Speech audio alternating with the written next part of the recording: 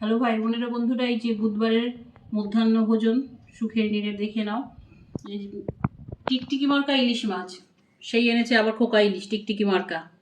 কি বলবো, বললো নাকি রুই মাছ আবার খাবো, কদিন আগে রুই মাছ খেয়েছি তাই আর রুই মাছ আনেনি। এই ইলিশ মাছের তেল আর শশা, নুন তো লাগবেই। টিকটিকি মার্কা ইলিশ মাছ খাই আর এই ইলিশ মাছের তেল খাই। আর বাসি ডাঁটি চচ্চড়ি ভাই বোনেরা, এটা তো সেই দেখেছো তোমরা। এটা আসলে দুদিনের জন্য, কি মাঝখানে দুদিন আমরা কোনো ভাত নর্মাল ভাত খাইনি, একদিন ঘি ভাত খেয়েছি আর গতকাল তো পরোটা খেয়েছি দুপুরবেলা, এই জন্য ওটা ওঠেনি। কিন্তু ফেলে দেবো, আজকে দুদিন বাদে ওটাকে খাচ্ছি, খেতে তো হবেই, ফেলে দেওয়া যাবে, অন্তত আমরা ফেলি না, দুদিন হলেও 3 দিন হলেও খাওয়ার চেষ্টা করি, ভালো থাকলে, নষ্ট না হলে খাওয়ার চেষ্টা করি। যাই হোক ভাই বোনেরা, দুপুরের খাওয়া দাওয়ার ভিডিওটা এইটুকু।